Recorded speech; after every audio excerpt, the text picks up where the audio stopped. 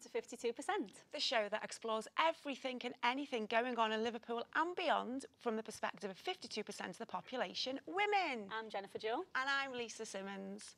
There's only a week to go now until the general election. The parties are out on the streets canvassing all of our votes. But today we're focusing on the women who put themselves forward to represent us, who they are, why they do it and why the country needs them. Here's what's coming up on today's show.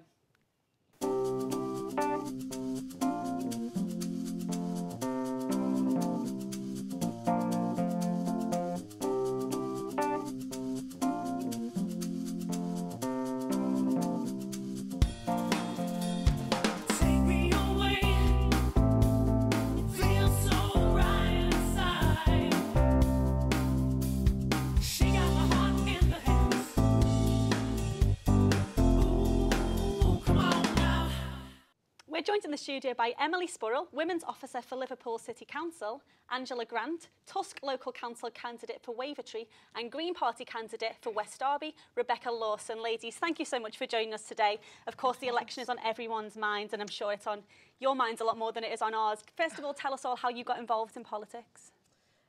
So I think I kind of got in politics by accident because I think I just put my hand up and kept putting my hand up and volunteering for things, and suddenly I was where I was. I was kind of very involved in the youth parliament at school, which is all about giving young people a voice, and I kind of really enjoyed the kind of feeling of making a difference and feeling like people were listening to me, and I had some kind of respect, and I thought actually I want to keep doing that. And then I got involved in the Labour Party and kind of just was in the right place at the right time and put my name forward. And what do you do currently? So I'm a city councillor for Mossley Hill, but I've also recently taken over the role of mayoral lead for community safety. So I get to do a lot of work around the safety of our community. So things like tackling domestic violence, hate crime, robberies and all that kind of stuff. So I get to do some kind of really good work around that. In which area in particular? So that role is a citywide role. Okay. So we go wherever the kind of issues are and try and balance out resources as and where. Fantastic. Rebecca, how about you? How did you get involved?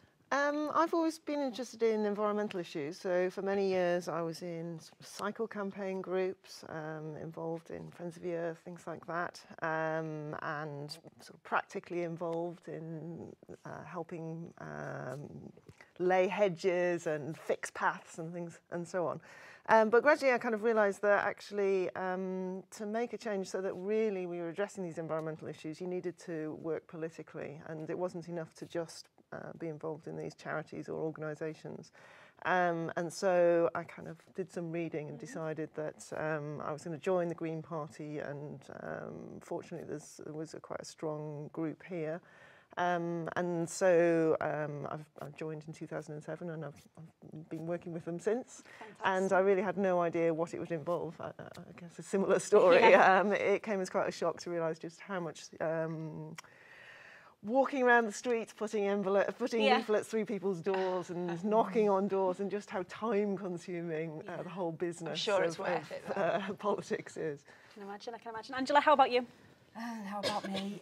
Not nearly so politically involved as you both are. I came into it very recently. Okay. Over the past few weeks, I actually put myself forward to be the candidate for Wavertree, and it was because I have to go back into the background of the Tusk Party. I'll have to do that to explain to you why I've put myself forward. First of all, say what Tusk is. First, that's what I wanted to explain, because Tusk is quite a new party. It's the Trade Unionist and Socialist Coalition. It's not a party at all. So although people say party, that's just because we're up against other parties. But we're not a party, we are a coalition. We're a coalition of all people from all walks of life. We have firefighters, we have young women that have run library campaigns. We have public sector workers, people from all walks of life, along with ex-Labour politicians, Labour councillors, people that understand politics a lot more than I do, the workings of politics. That's interesting though, to think you don't have to yes, be so knowledgeable about politics to and be involved. That's why I'm saying I have to explain what Tusk is, to explain why I have come forward to Tusk. Because who am I? I define myself as being a mum and a grandmother. I am Nana. I'm mother of 4. You don't look like and well, I am, believe me. Mother of 4, and I have 4 grandchildren as well. And I have been searching. I've always been a Labour voter. All of my life I have been Labour, working class girl, Labour Party. But I found it very difficult recently to know where I wanted to put my cross for the election. And I know that a huge percentage of the population are feeling the same. They don't know who they want to vote for, and they don't feel there's an alternative to the 5 parties that are out there in mainstream media. Now, the Tusk Party has been around for, Trade Unionist Socialist Coalition, has been around for almost 5 years it will be now. Late Bob Crow, you know, Bob Crow, big unionist, big socialist, put the idea forward. The good few people thought that we needed somewhere to go. We need to know where you got involved though. So, How did you get involved? Sorry, yeah. So once it was out there, because I'm a trade unionist, I'm a member of a union, Tusk came to me through that arena. Now, the reason I started was because I've got the kids, I've got the grandkids, I see the cuts, we understand how we are under attack. There is a political attack, and it is on our class. You've got single parents, single mothers, 90% of single parents are mums. Mums need help, they don't need hindrance, and at the minute, every single cut that comes across is hindering young mums. I see my daughters, we need to do something about it. I had a conversation with somebody about the Tusk Party, and I realised that they need people to stand. They need candidates. They don't have enough people that are jumping in and taking that up. So why did you get into people it? don't think that they can, because people think they don't understand politics. Yes. That's the key here, isn't it? Exactly, You don't have to be a political figure you don't to get involved Isn't in it great, politics. though, that she's a nan? It's like, Yes. oh, what's your nan do? Oh, she's does something political. That's very fantastic. cool. Talk of Very waverty cool at the now. minute. The talk of waverty at the minute. Angela's standing, Angela's going up, and it is. You've got all the young kids in the area now going, but how can you do that? We don't know enough. Of course you do. You do. What You do live you life, need to you know? know. Yes. What do you need to know? You know your shopping bill that comes in every month. You know your electricity bill. Yeah. You get tax credits. Your pay's been cut. 0-hour contract. Yes. It is all politics, and it's all for the person on the street to be able to get up and get involved in that. Brilliant. Bit lengthy, but that's why. Very, but that's okay. That's Very okay. passionate. Ladies, how have you found being a woman in politics? Because women still are very outnumbered in Parliament, aren't they? I think it's 3-1 at the moment. Yeah. Have you come across any issues by being a woman in politics? Yeah, I mean, I certainly have. I think, I mean, we were having a conversation before about, I think there's a couple of things. I think there's women in themselves not feeling confident to put themselves forward for things. Why and so, is that? Well, I think there's a phrase that colleagues of mine use, which is this kind of, you can't be what you can't see. And I think because we have this problem where there's not enough women in Parliament, you know, it's less than a quarter. And actually, as we know, women make up over 50% of the population. Because women don't see other women doing that, then as young girls, they don't feel that kind of aspiration to go and do that. Which is why stuff that they put around all women shortlists has such a big impact, because as soon as you start to get women into Parliament and into councils, you start to see the changes they can make, and then you start to inspire other women to go, well, actually, if they can do it, why can't I? And so I think that's why it's so important that we change the kind of look and feel, and it's not just kind of middle-aged white men, that we do need to get young women and ethnic minorities and disabled people. Do you think, though, I mean, Harriet Harman did the pink bus. How did you feel personally about that? Do you know what? I've had lots of conversations about this with lots of people, and my feeling is, who cares what colour it is? The fact that these issues are being talked about, 2 women a week, you know, get killed by their partners, and actually we haven't done enough to stop it. You know, the women, other people are getting paid less than men for doing the same job. You know, we talked about the childcare issues, they're not being addressed. You know, yes, it was a pink bus, but if people like pink, great. Yeah, You know what I mean? The fact is that we were talking about the issues, and that I think is the thing that's been missing, certainly from the current government that we've got. Okay, thank you very much, ladies. Now, we went out into the streets of Liverpool earlier this week to ask local people what they see as their key election issues. While the general elections are only 1 week away, we went down to the streets of Liverpool to find out what election issues were important to you. Well, obviously, the national health, big issue, and immigration. Well, of course, being a pensioner, I would like to see pensioners given a proper reward for the years of working. The issue that I found with myself is the fact that our NHS is just going down the drain with the government that we've already got at the moment. and I'd like to see a big improvement within them type of faculties, like the fire department, the NHS, all that kind of business. And I believe the government we've got now is not doing anything to help the working class people. Basically anything really, it's more public services and stuff that I'd like to see more of. You know, so like more police on the streets, more doctors and nurses, stuff like that. Obviously, stuff like the NHS needs to be kind of like rethought about. Immigration needs to be thought about as well. Also, drug legislation as well should change. I don't know, I'm not really into politics. Basically because I don't think, well, the current Prime Minister, David Cameron, does much for this country, especially towards the unemployed. Because I'm a pensioner, I'm frightened of them taking off the, you know, the heating allowance and our the bus pass. I mean, they're the main things. We've worked hard all our lives for that, and I think we deserve it. But to be honest, I don't know who to vote for. I'm going to be voting Labour because they promised to take mental health as serious as physical health. So that's why I'm voting them. I think the NHS is important. I like what they want to do to show passports, you know, to be able to use the NHS. I think that's thingy because it's getting too full, and the NHS haven't got the time to be seeing like everyone. I think UKIP's probably the best for it.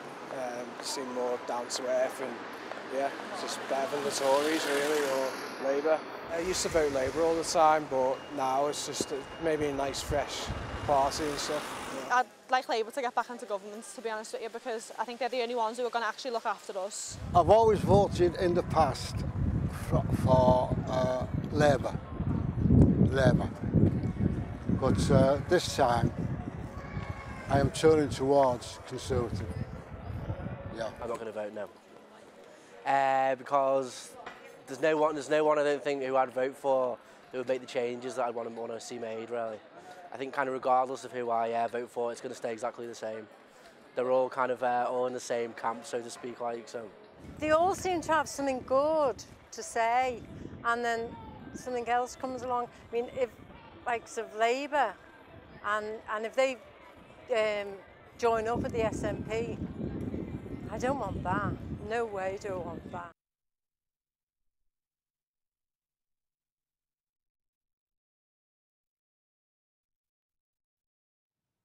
Welcome back. So before the break, we joined the people of Liverpool to see what's firing their interest in politics. Ladies, you watch the VT, very, very split.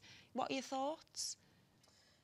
I think there is a lot of split confusion. I think people are kind of, you know, undecided on what they want to do. There does seem to be quite a lot of feeling that they're not happy with the current government, and so obviously there's some strong feelings there. But I know there is some kind of feeling about who to go to. I mean, it's difficult to talk about it without trying to persuade people why they should vote Labour. But I mean, I think there is something around a lot of people saying that they didn't feel confident, they didn't think they know much about politics. And I think we've already talked a bit about how actually, you know what I mean, you don't need to know a lot about politics to know who you feel and, you know, look at the parties and decide who it is you want to vote for, who's going to best represent you. And I think there is something about maybe we just need to talk to people a bit more in a way that helps them understand it and actually gives them confidence to realise that they do understand it. You know what I mean? They have interest, they experience politics every day. So how do we kind of get them to feel confident about making that choice? Because the thing is, politics, it's just life, isn't it? People say, I'm not interested in politics, but then they start talking and they're actually talking about things that are exactly what politics is. Things are political and people don't realise that everyday life is political.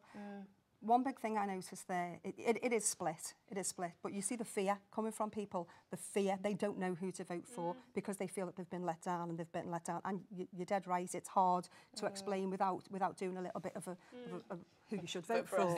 But there's one thing that comes across to me, the things that your party stands for need to be out there, and mainstream media are not covering the coalition that I stand for. The Tusk coalition is never mentioned in mainstream media. What about you, Rebecca, though? Because nobody mentioned the Green Party, so how does that make you feel? So I think a lot of this reflects how we kind of treat politics in this country. It's seen as a sort of little, slightly odd thing that only a few people do, and you turn out every 5 years to vote. And that really isn't what politics should be about. It should be about everybody getting involved. As you say, anyone who's a member of your union, anyone who's a member of, you know, a charity who wants to change the way our society is, reduce inequality, that's a political act. So we're all really involved in politics. And I think if more people saw that, then they'd be more involved in actually voting. And then they'd want to find out, like, in this day and age, there are so many ways you can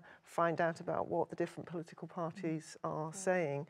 But it is true that our kind of big public media, the newspapers, the major broadcasters, are very much have the same set message. And I find it rather dull as well. You listen to them, it's the same old stories again and again. So one of the things the Green Party is kind of talking about is, what about the bigger picture? What about the longer term? Why aren't people talking about what happens in 10 years or 20 years? If you look back 100 years at what we've achieved, like women in the UK have had the vote for less than 100 years. Look at what we've achieved on homosexual rights. Look at what we've achieved in many areas. We kind of lose track of that because we're so focused on, oh, what's someone done in the last parliament or the last year, and we kind of lose track of where we might be moving and what we can achieve if we really have some big aims. Yeah, of course. But a lot of people are interested in this election because I think the 20th of April, more people than ever registered to vote. That's a really good sign, isn't it? Refreshing for you guys to read that. It is refreshing, but I think people want answers to questions, and I don't think they're getting any answers to any questions. But why are people so interested though this time round? People want answers to questions because people are suffering. Well, as I say, you can see the fear in people. They don't know who they're going to vote for because the bills are getting higher, the pay's being cut, the benefits are being cut. There's nowhere for them to go. They're asking politicians for answers to questions, and they're not getting those answers to those questions. And I think that's one of the biggest issues. I also think as well that actually a lot of the reason that a lot of people have gone register is because actually they feel like there is a bit of a choice this time, and actually that, you know what I mean, it probably is a bit more unsteady, and there's lots of elections in previous years where we've gone, well, we know it's going to be that party, we know it's going to be that party, and I think actually people are starting to realise that there is a bit of choice out there is a bit of variety, and I actually think people do feel quite passionately about, certainly in Liverpool, around getting this current government out. You know, a lot of people in Liverpool, you know, regardless of who they then go on to vote for, are probably in consensus that they're not really happy with what's coming out of the current government, and so I think actually people are motivated to do something. Whether people are unsure about who they're going to vote for, they are quite motivated to know they need to do something, and I think there is a real feeling that actually it's not set in stone what the result of this election is going to be, and so I think that might give people a bit more kind of, you know, confidence to go and make a choice. It was interesting to hear the older gentleman that spoke on the VT who's actually, you know, torn between whether to vote Labour or Conservative. That's a brave man to say there in the centre of Liverpool, to actually come out and say that. But very interested at the same time, because I'm sure he's actually voted Labour his whole life. What's changed? But it's a good thing that people are actually looking into these topics, looking into manifestos and understanding it more to go, I'm going to make an educated vote. Taking the time to educate themselves, But that's it. People need to have the ability to educate themselves, and if they're being blocked from certain things, as you say, Green Party aren't getting as much airtime. Tusk are pretty much not getting any airtime, which is why I'm so pleased that we've got Tusk on a Tusk candidate on today. But you don't get the airtime. You have people standing, you know, on the question time on the television, but people aren't seeing the full picture because the media have a blackout on certain parties. If those people in Liverpool city centre understood that there was another party coming up answering those questions, they would be out there and they would be asking those questions, you know, what are you bringing to us? But they're not having the ability to do that because the media is putting a block on parties such as Tusk, and I know it's not a political advert, Green Party, other parties. You know, we need to have a full picture of everything, and if we don't have a candidate from everywhere on every programme, people still aren't getting the answers, are they? Absolutely not. We're going to move on to Watch Trends. We will come back to the politics talk a little bit later on, but we do a little section every week called Watch Trends and what people have been talking about, and it's a little bit politically based actually this week. So absolutely. The person we're going to be talking about mainly is Russell Brand. Lisa, what are your thoughts? To talk about this. She can take over the Russell Brand section. Do you know, I'm a big fan of Russell Brand. I think as a comedian, he's brilliant. I find his politics bizarre. His politics are as funny as him. This is a man, you know, he's clearly educated and he's encouraging people not to vote. Why would you do that? Well, it's funny because he's very influential, isn't he, on the younger generation as such. It's not good to see someone with such a big following encouraging people not to vote. There's no benefit to not voting, is there?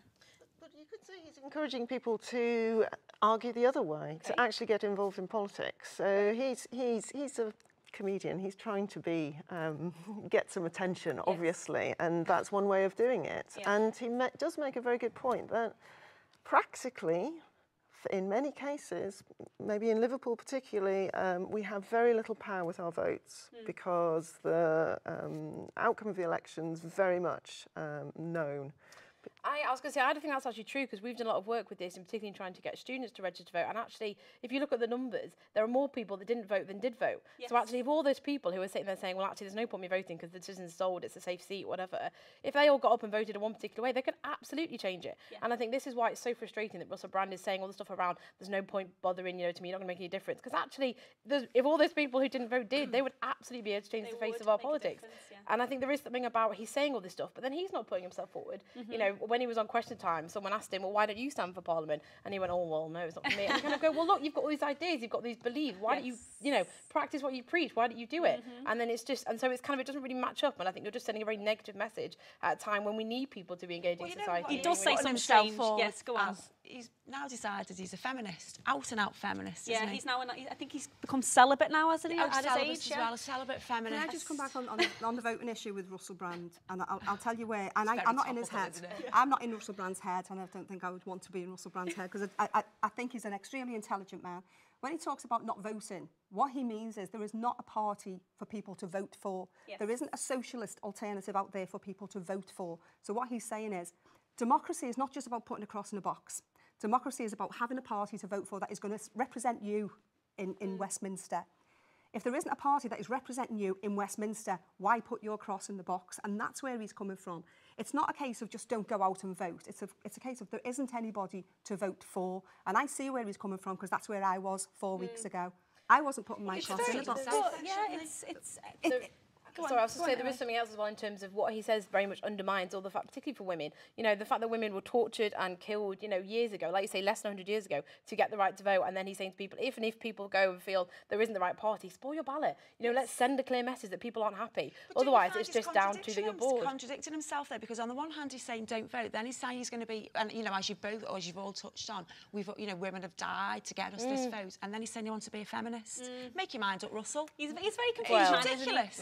Women died to get the vote. Women died to get the vote. Of course they did. I'm a woman. I want a vote, but I want a party I can vote for. Yes, and that's the issue. Who are you going to vote for? What else has been trending? Bruce Jenner. Bruce Jenner has been all over the news. He's now announced, I'm not sure exactly how old he is, but I know he's at least in his 60s. He's now announced that he's always known he's a woman, and he's finally making the transition into a woman. He's left it a long time, but we were talking about it earlier, but is it because, Lisa, I said, why has he waited so long? But as Lisa pointed out, society's a lot more accepting nowadays of people like that, people who want to make a decision for themselves and want to be who they really want to be. It's interesting, isn't it, to know he's waited. The change has got easier, I think. Yes, it has. I think we've got to be careful though here, because it's a very delicate subject. He's not had the full operation, so nobody knows his female name, so we do refer to him as Bruce. And please, if I'm completely wrong, someone correct me. Yeah. So he's still a male gender, he's still a he and a him. But, we're right, it is a much better society to make that transition now. I think we've still got a long way to go. I think there's still a lot of, as I say, some of the work that I do around kind of hate crime, there's still a lot of LGBT hate crime, not necessarily here in Liverpool, but in other places. And I think it's great, and we need probably people like that to maybe come out and kind of demonstrate to people that it's possible to be who you want to be. But I still think we're not quite there yet. I still think he's probably going to get a lot of, he's going to get criticism, he's going to get people who maybe aren't happy with that choice. So I think that it's brilliant that he's doing that, and all support to him. I think we just have to make sure that we back him up, particularly in the media and the rest of society, to go, actually, great, we love you for who you are, kind of thing. Yes, well done to Bruce Jenner for being so brave for doing that. Okay, join us after the break for more political talk here on 52%.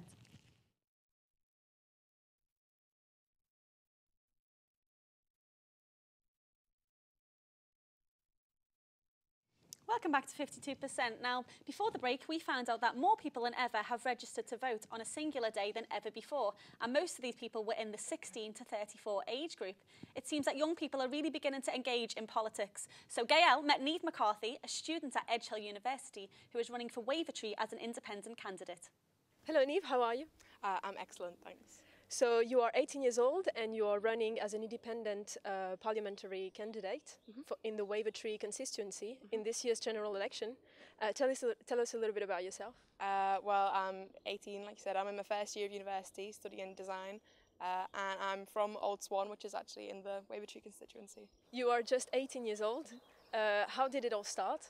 I was part of the Young Everyman Playhouse show Until They Kick Us Out, which was a youth-devised piece of political theatre, it had a cast of 35 young people, and it was basically just our chance to get on stage and express our political frustrations. So can you tell us a little bit about your manifesto? Our manifesto is based on conversations that we had with 17 to 23-year-olds, and it's been condensed into 10 points that we thought were the most important, that people kept talking about, that we would bring to light as young people's issues. We have like rent caps, because we think that as well as the price of going to university being quite high, the cost of living is an issue for students. So we think that if there are rent caps, then it'll prevent landlords from taking advantage of students and lower income families and stuff. Yeah. What about the university? We want to, in the long run, we think that that university fees should be abolished, because we think that education should be free and it shouldn't be a deterrent for anyone to want to learn, to be put off by the cost of it. So we think that in the long run it should be free, and that there should be like, immediate cuts made. It seems like your manifesto is very much going towards the young people. Well, because it's based on conversations with young people, it kind of there's kind of a focus on young people's issues, but the thing that we found was that young people, it's not just young people's issues, it's like the NHS. Everyone cares about the NHS because it's the same no matter what your age is. We found that when we were speaking to young people, they saw it as a community rather than just broken into different areas of like age or where you are from or whatever. So all the issues that we speak about, we think affects everyone, and it should be a community effort to kind of try and fix everything. And so you're saying that it's for the people also who don't want to vote anymore, or are a little bit against politicians today. Can you tell us how voting for you is not a protest vote? One of the things that we keep talking about is that you should vote for policies, not parties. So, because a lot of young people were saying that they just vote for whoever their parents voted for, and we think that that's a bad attitude to go into politics with. You should try and engage yourself, learn about what's going on politically, and try and find someone who relates to you. And I'm standing as someone who doesn't really feel connected to any party in particular. I don't feel like that any of them represent who I am, what I believe. And that was something that we found with a lot of people that we spoke to. A lot of people felt disconnected from the mainstream parties and thought there was no point in voting. So instead of just sitting at home and moaning and not voting, I thought we'd provide them with something else to vote for. So your policies are very much left-centred. How is it different from Labour? Well, we do have a lot of similar policies to Labour, and we do agree with a lot of what Labour says. And I think Luciana's been a great MP for the past 5 years. I think she's been very active in the Wavertree constituency. But there's a lot of people within our constituency and within Liverpool in general who feel so disconnected that they won't vote. They feel like there's nothing for them to go out and vote for. So I'm basically just standing as an example of how easy it is to get engaged, and how easy it is to just have a say in politics. If you feel like you're being ignored, or like your voice isn't out there, it's really simple to just do it, just get your voice out, really. And so if you're not elected, what are you going to do? Are you going to keep on doing politics? Well, I'm not like, it's not my dream to become Prime Minister or anything, but I think I'll continue to try and engage other young people after the election, and try and get people interested in politics, make them realise that, you know, a lot of people are politically minded, it's just that they haven't really realised, because politics is kind of like, it's got this like scary image in your head of like the House of Parliament, people shouting about like deficits and stuff, but you know, if you care about the cost of bus travel, like that's politics, and you should get your voice out. If you care about that, you should have your say. What a fantastic VT, ladies. And isn't it great that we've got a woman, 18 years of age, standing up for Parliament to be voted? What does that say to you guys? I think it's brilliant, and I think it's a good example of how there are actually, regardless of what the kind of media and sometimes people say, there are a lot of young people and young women really engaged and really want to get involved. If you look at our Liverpool City Council, we have probably one of the youngest average ages across the country, because we have so many young people who actually thought, I want to get involved, and did get elected and are doing really, really good jobs. So I think actually it's credit to her that she's kind of got really involved and is trying to inspire other young people to do it as well. I love that about our city. Yes, definitely. But we are told by the media, aren't we, that young people aren't interested in politics, don't need to campaign to them. But they are, aren't they? And I think that's crazy because it's actually relatively easy to get into politics. If you want to join a political party, they'll be desperate to have you, and you'll probably find yourself thrust into standing before you know it. And that's your report.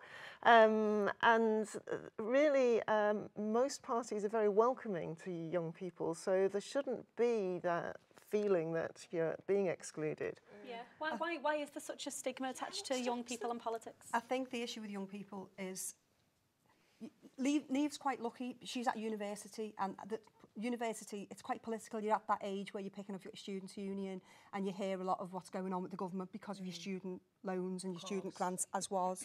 So she's quite right. Yeah. And she's stepped up, she's doing the right thing, and we do need more young women, not just young people, but young women. So she's doing a fantastic job flying the flag for young women. But I think people that are outside of university, you've got, you know, there are young people that are on benefits, young people in 0-hour contract, young girls who are going into the beauty industry, which I'm not knocking the beauty industry at all. My daughter's self-employed beautician. But you see those people, and they're not as socially aware as they should be. And it's about raising social awareness and allowing those people to understand what politics are, and that it is your everyday stuff that you do. It is political. Because what I took from that video is she said a lot of people just vote for who their parents vote for, which is, that's a terrible thing to do, isn't it? But it's very, very common. I did to a certain age, And I've had people saying they're not confident enough to vote, that I don't know enough, which also seems mad. So I actually didn't. Like, my parents voted another way, and I just went and kind of got involved in youth parliament and suddenly met loads of people and thought, and I had a really good citizenship education actually at school, which I think is one of the things that we need to do a lot more of, is about that citizenship and saying to people, helping them to understand the system at an early age. And actually I started to question things and went a different way. So because I had that kind of framework of, you know, people, and my parents encouraged me to ask questions and all that kind of stuff, it gave me the chance to actually find the party that kind of best represented me. So I think that, you know, you're right, that's not great if people are just following what their parents say. So I think having that kind of good quality citizenship education and encouraging people to ask questions and you know, figure it out for themselves, I think is a really important part of maybe what we're not quite getting at the minute. It is, and a good way to get them involved was Joey Essex, wasn't it? Because he's been out interviewing all the party leaders to try and engage that young generation. Do you think that's a good idea, to get someone who's such a he's a commercial figure, really? He's not got any interest. He's not involved in politics at all. Is it right to get someone like that to get them involved? Well, I guess the idea there is that you get a whole different group of people involved. So the people who are already interested in politics, then they're going to know exactly where to look, and they're already talking to politicians probably. But if you get someone who's talking to people who don't think they're interested in politics, and suddenly there's some politics just happening, they're seeing politicians, they may think, well, this is something I'm interested in, I can find out more. And obviously he's not going to go into the depth that maybe would be enough to really learn about, enough to make your mind up, but it could start people thinking. But it's engaging them, isn't it? Yeah. What's your view on I think Joey Essex? We're talking about 52% of women here, and Joey Essex appeals to a good number of those women. Yeah. Now, if those... Really? Yes, a He good does, number of those. surprisingly, He he does. does, yeah. He does, to a good number of younger women. Yeah. He does, and probably older women as well. But if we are missing a section of the community, and we do, and I often say, stop watching X Factor, turn the telly off and get out. And maybe I should mention that programme on here. But you know, stop watching the television, turn it off for a little bit, and see what's going on around you. Open your eyes, have a little look. If there are people that are watching those programmes, which Joey Essex will promote, and they want to see Joey Essex, if they can watch him and he mentions the big P word, politics, and they go, oh, Joey Essex, they will become engaged. It doesn't matter how we engage people. Exactly. Yeah, it doesn't matter how we engage people, we need to pull them in, get them engaged, and then they will start to think, sow the seed, and it will flourish. Absolutely, that's the key to appeal to them. And E4 have done that as well, haven't they? They've announced they're going to shut down E4 the day of the vote. That's a great idea, isn't it? I'll tell you what, though, if Joey Essex was on E4 on the day of the election, I'd switch it off anyway. You go down and vote just to get away from the telly. But what they're doing is great, isn't it? It is, and I think you're right. I think we need to get a variety of people involved to appeal to all kind of ages, rages, and genders and everything else, to try and get people talking about what's going on. I do think we have to be careful not to patronise young people, though. I think, like, you know, that has to go hand in hand with, as I say, with the education, with encouraging encouraging conversations and all that kind of stuff, because I think actually young people do get it. But no, I'm not saying that. I just mean that I think as long as like we have that as, like you say, as a kind of, it's a way in, it's a way of kind of grabbing people's attention when maybe they haven't spoken about it before. But then I think also we should recognise that there are people like Neve who, I don't know if she watched Essex or not, but actually she's found her way there and you know, and is making really kind of credible arguments and, you know, kind of doing a really good job. So I think it's just important that we don't go, oh, we'll just put some famous, attractive person on it to get people involved. We need to have both, I think. They absolutely are. Okay, thank you, ladies. Join us after the break for more of this. So talk that could go on forever, really, couldn't it? So join us after the break for more 52%.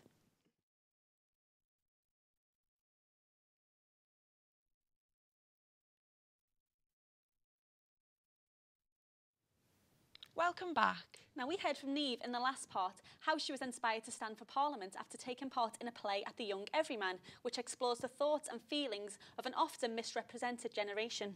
Until They Kick Us Out is on at the Everyman today and tomorrow, and Heidi from the Young Everyman came down to the Bay TV Gardens earlier this week to give us a short preview of part of the show.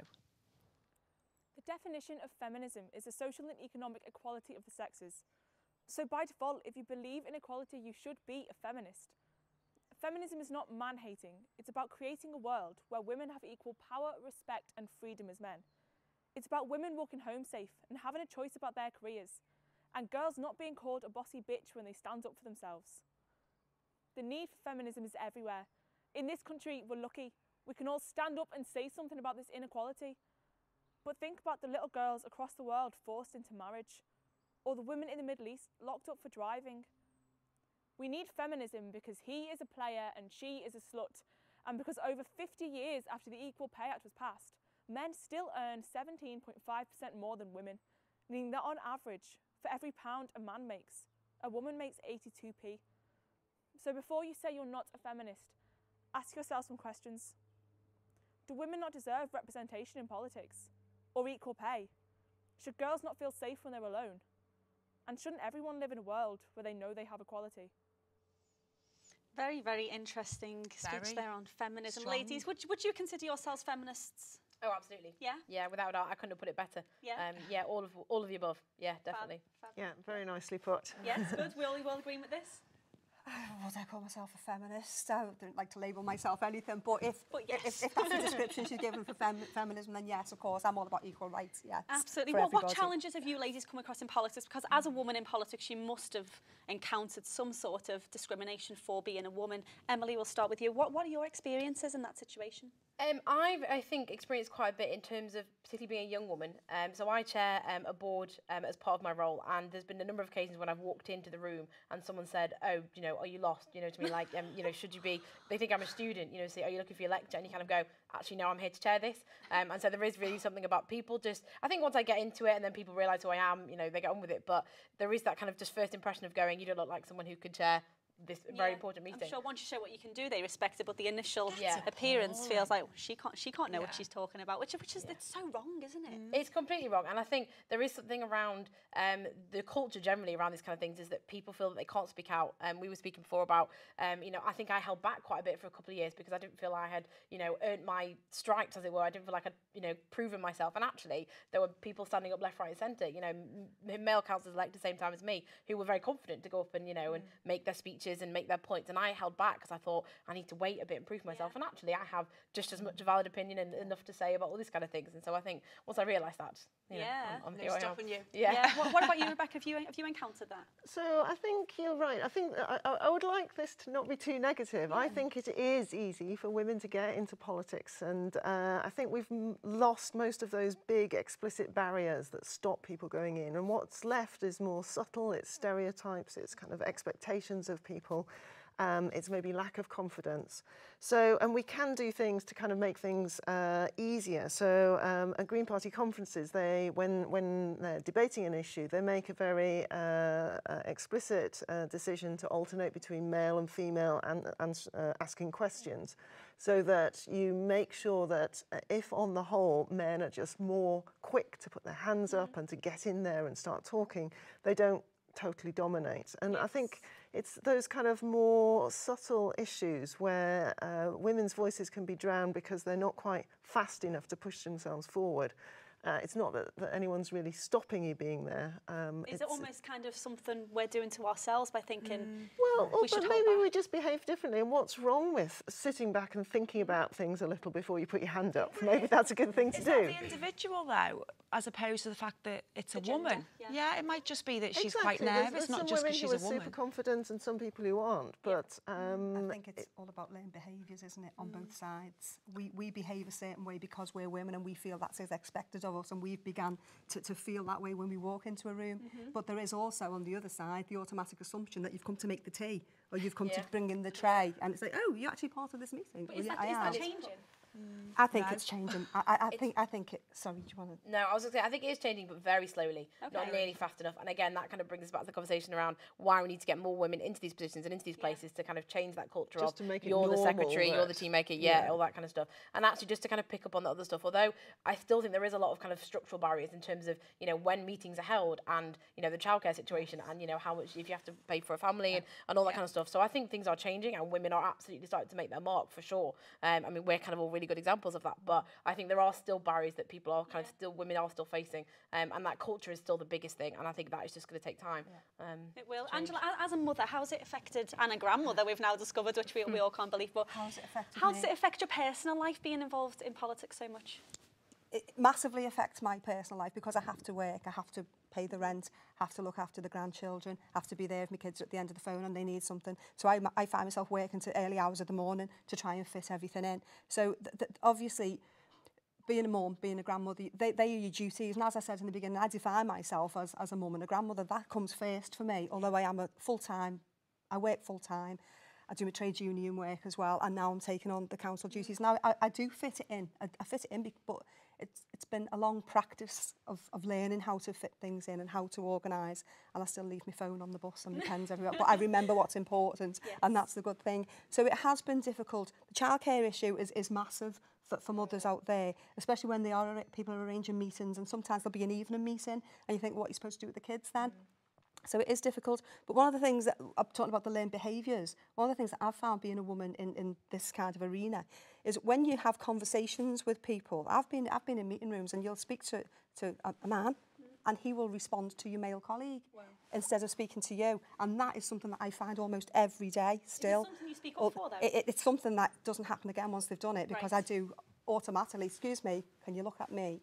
I'm speaking. Does that prove, though, that you almost need to be a bold, outspoken woman to be involved in politics? I mean, I think you do and you don't. I think you do because if you, because that's the way to transfer barriers. And I think actually we should be doing everything we can to stop that being the case. We should be able to have people who maybe are not kind of bold and loud, but still have a really good, have a valuable contribution to make. And then the other thing about that is that if you are, you know, bold and loud and confident, you get criticised. You know, you get called feminist as if it's some kind of dirty word, and you get, you know, told off for kind of trying to take over and things like that. And it's this whole thing around men are confident and women are bossy, and you know, there's still this, so you know, yes, women do need to be like that to a certain extent, but then if they are, they get criticised for it and they're viewed quite negatively. So you just get into this bit of a battle where you can't quite get the balance right. And sometimes it comes across as, you know, oh, she's a bit bullying, isn't she? She's a bit bullish because you're just a strong woman and you speak up and you challenge things. Is there a way to change that perception? I think it is for people like ourselves here, as you say, to change that perception and to challenge those behaviours when they happen. Because, as I say, there are times when I've challenged it and people have gone, I'm so sorry, I didn't realise I was doing that. And you're like, well, you did. Don't do it again. So I think the more we do challenge it, then we won't have to challenge it in the future. Massive, long way to go, but I do think that we are on the way to getting there. Great, and of course ladies like yourself are going to be inspiring the next generation of females to get involved in politics. But from a personal point of view, who are your role models would you consider in politics? Female or male? It doesn't have to be a female role model. I think for me, a lot of it comes from the suffragettes. So Emmeline Pankhurst and Emily Davidson, who, you know, literally gave their lives to make sure that women could have the right to vote. That I think just shows a kind of commitment to kind of, you know, women's equality that certainly I've not seen in recent history. What about you, Rebecca? And yes, amazing sort of personal commitment. There's someone called Mary Wollstonecraft, even older, who wrote about women being equal to men back in the 1700s. So in Britain, we've got a very proud kind of history of women standing up and thinking progressively. Angela? And for me, all women are role models to me, but it would. I don't actually have a role model, but I look to the suffragettes. You sort of stole my line there. Suffragettes, of course, we look to the suffragettes. They were willing to die for our cause, for women. But I look at people like Rosa Parks, massive for me, not just a woman, but a black woman as well. And she changed history by, you know, sitting on that bus. So people like Rosa Parks, for me, are the women that we should be looking to find that bit of strength. She was just, you know, a small woman in a massive sea of men and white men. Who, she stood up and she fought the fight and she changed things for us. And she was effective outside conventional politics. She did something that... So people like that stand up in their communities, you know, Bessie Braddock from way back when, walking around Liverpool with the kids, you know, singing her songs. And my mum always talks about Bessie Braddock, you know. My dad gave me massive inspiration, but my mum tells me those stories from when we were younger. And those people are the people that I look to, more so than the established politicians of the day. Role model? To be totally honest, no, I don't have such a political role model. We were talking about it earlier. I do find like my mum has been the biggest influence in me in politics, and I don't vote just because of who she votes for, but I feel like she's the one who's educated me on politics over the years. She's the one who's taught me what it's about and why it's important to vote. I mean, she's really interested. She watches Question Time religiously, so I've always been interested. So I'd probably say her. Yeah. What about you? For politics, now it's something I've looked into because my politics are very, very different to my parents. Yeah. So I've had to educate myself, which, you know, we all touched on earlier. Yes, yeah. But how do you when you go out campaigning or when you go out speaking to people in the community, what does it mean to you to get the younger girls specifically? Do you look at the younger girls and think, how can I engage them?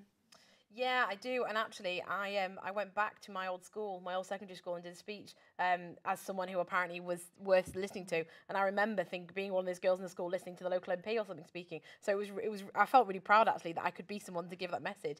And I don't feel I really conveyed it as passionately as I wanted to. But you know, a couple of them did come up to me afterwards, and they were involved in Youth Parliament, and you know, a lot of the similar things that I was in the British Youth Council, and they were talking about all these ideas about Labour and Green Party and all this stuff about what they wanted to do. And I thought that's so good that, you know, that women like me are hopefully going to follow in the path and get involved and stuff. Well done, ladies. Thank you for joining us today. Thank you, of course, to Emily. Thank you to Rebecca, and thank you to Angela. You've been fantastic here today. Thanks, ladies. Okay, see you again next time for more 52%.